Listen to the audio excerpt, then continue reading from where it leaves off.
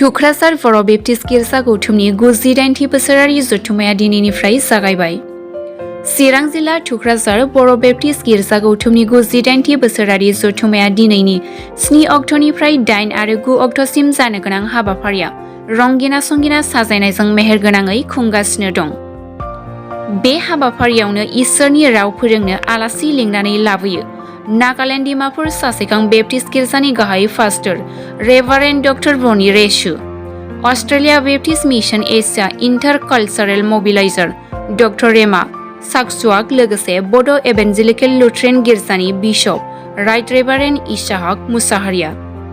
दिनैनि जागायजेननायाव आलासि हिसाबै बाहागो लाफैदों आसाम आयेन आफादनि बुंथिगिरि बिश्वजित दैमारी, बिटिआरनि मावफुं सोद्रोमा रनजित बसुमतारी आरो एमसिएलए रेवरेवा नार्जिनारिजों लोगोसे गोबां बिटिआरनि दैदेनगिरिफ्रा बाहागो लाफैयो।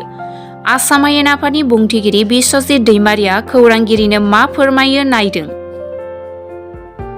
आङो बेवहाय फैनानै जोबोद मोजां मोनदों जे माने जि बेसे बिनि जिथु आबहावा जिथु नुथाय आरो बेवहाय गासै माने रायजो राजाया जेरैबायदि फैनानै बाहागो लाफैदों। बे मोनसे धोरोमनि जथुम आरो धोरोमानोथ' जोंनि जिउखौ दैदेनो।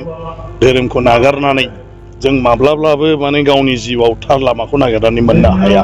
गतिके जथुमनि गेजेरजों आं सानो साफ्रोमबो सुबुङानो जोङो जिथु गेजेर गेजेर माने एसे एनै मालाबा बावनानै थानो नागिरो, मालाबा जोंना अहंखाराबो बांनो नागिरो। बेफोरो बे जथुम्मानि गेजेरजों जेब्ला खेबले खेबले जोङो जोंनि जिउनि सोमोन्दै इसोरनि सोमोन्दै बेवहाय जोंखौ जोंनि गोरों गोराफ्रा जेब्ला बुजायगोन फोरमायगोन, बेजों जों गावनि गोरोन्थिफोरखौ मोनदांनो हागोन आरो गेबेङै जोंनि जिउखौ दैदेनलांनो हागोन।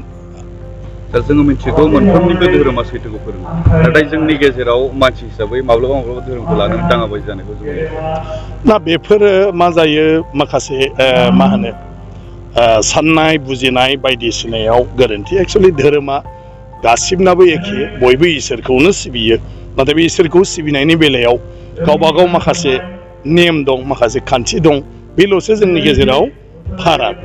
गतिके बेखौ लालायनानै जोङो जेबो आसलते थरखा थरखि जानानै जेबो मुलाम्फा गैया। बे संसाराव इसोरानो आरो इसोरासो जोंखौ सोरजिदों आरो बयहाबो बेबायदि मोनसे फोथायथि दङ। नाथाय बयहाबो गावबा गाव बेखौ फोथायनानै इसोरखौ सिबिनायनि आलादा आलादा माखासे खान्थिफोर दं आरो बेफोर खान्थिजों गावबा गाव लाइनजों गावबा गाव सिबिगोन। बेखौ लानानै जों रावखौबो जबरदस्तबो खालामनाङा बा गाव साननाय बायदि जाथारनांगौ होननानैबो जों साननाङा। अब्लानो बेबायदि माने धोरोमखौ लालायनानै नांलायनाय खमलायनाया बे गैया जायो। धोरोम सिबिनाया इसोरखौ सिबिनाय। धोरोमा जों होनाय नामल'। ख्रिस्टानानो जा, हिन्दुआनो जा, बुद्धिस्टआनो जा, जियानो जायाथों, गासिबनिबो बाथ्रायानो बेनो इसोर।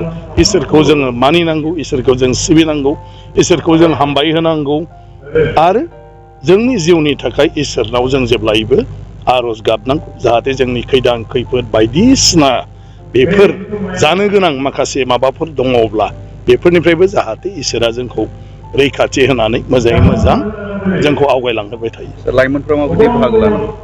लाइमोनफ्राथ' गासिबो माने बिसोरनो जिहेथु इयुन, गासिखौबो हमथानांगौनि, ओंखायनो लाइमोनफ्रा गासिबो धोरोमनि बेलायाव बुजिनो मोनथिनो नाजानांगौ आरो गासिबो दिनै धोरोमाव जोंखौ मा फोरोंदों बेफोरखौ जोङो बयबो माने हागौमानि फरायनांगौ, बुजिनानै लानांगौ आरो अब्ला जोंनि जिउखौ जों बुजिनो हायो आरो जों मारै सोलिनांगौ बेखौ जों मोनथियो।